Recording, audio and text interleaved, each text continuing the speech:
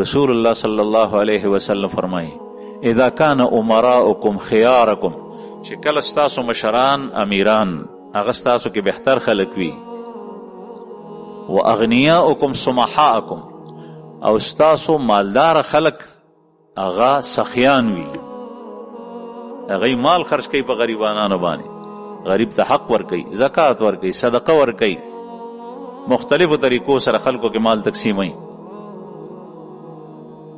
و امورکم فیما بینکم، او ستاسو مسائل په خپله کې مشورې سره حل کیږي، مشوره کوي د یو بل سره.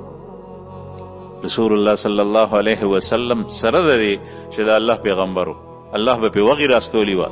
د وحی په ذریعه باندې چې څنګه ټیک او غلط معلومیږي، بل یو په ذریعه نه، هغه یقیني شی دی، نور ځواني سيزونه دي. لیکن سره د هغې د امت د تعلیم دپاره الله جل جلاله خو پیغمبر صلی الله علیه وسلم ته فرمایي چې په انتظامی امورو کې ته د خلکو سره دی سره مشوره کو، وشاورهم فی الامر،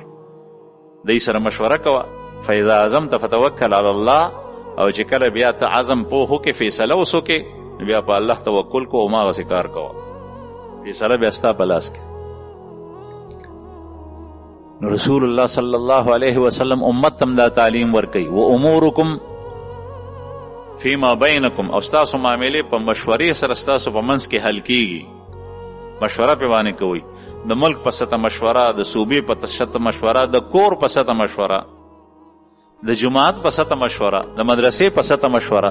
د یوې ادارې په سطح باندې مشوره. 3 کسان په سفر باندې روان دي، جماعت ته د دې ځنې یو بل ځای ته ځي، اوږد سفر دی، په هغې کې چې کوم دی نو مشوره، راځئ چې مشوره د تبلیغي جماعت والا کینی مشوره کوي، مشوره باندې کار کوي. نو چې کله رسول الله صلی الله علیه وسلم فرمایي دا کارونه وي، ستاسو عمرا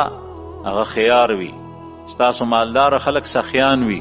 او ستاسو معاملې په خپله کې مشورې سره طی کېږي. کله انسان ډېر هوښیار ځان ته وایي،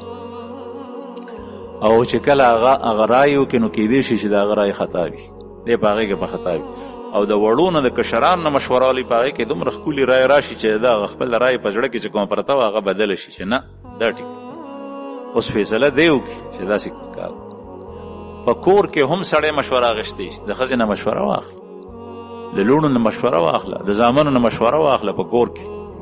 په کاروبار کې د خپلو کسانو نه مشوره واخله، په اداره کې د خپلو ملګرو نه مشوره واخله، په تعمیر کې د خپلو ملګرو نه مشوره واخله، اجتماعي امورو کې، په جماعت کې مشوره واخله. د الله رسول به کارونه په مشورې سره کو.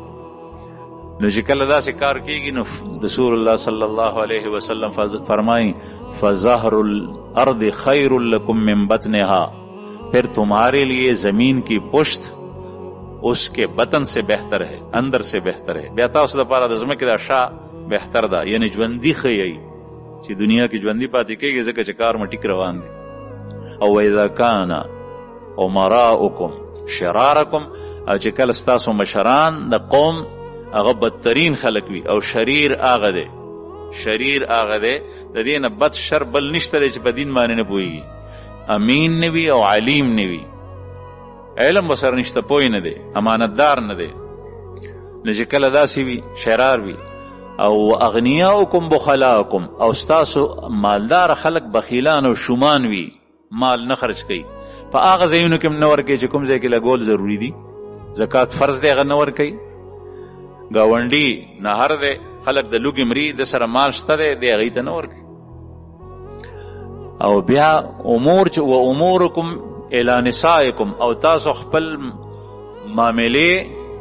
هغه مو ښځو ته حواله کړي، چې رشته د لور دپاره انتخاب به هم ښځه کوي، د زوی دپاره د رشتې انتخاب به هم ښځه کوي، د کور نظام سیستم چې کوم دی نو هغه به ټول ښځه چلی، دا ټول کارونه به ښځه کوي. دا کار زنانو ته نو حواله، دا هغې ته هغه ته ورکو. نو بیا رسول الله صلی الله علیه وسلم فرمایي فبطن الارض خیر لکم من ظهرها، تاسو دپاره د ځمکې خېټه د شانه بهتر ده، یعنی تاسو مړه ښیئ چې دننه په دې ځمکه کې دفن شي، ځکه چې تاسو د ژوند تېرولو قابل نه یي. عرض مې دا کول زما عزتمندو چې هر چا ته خپل حق ورکول پکار دي.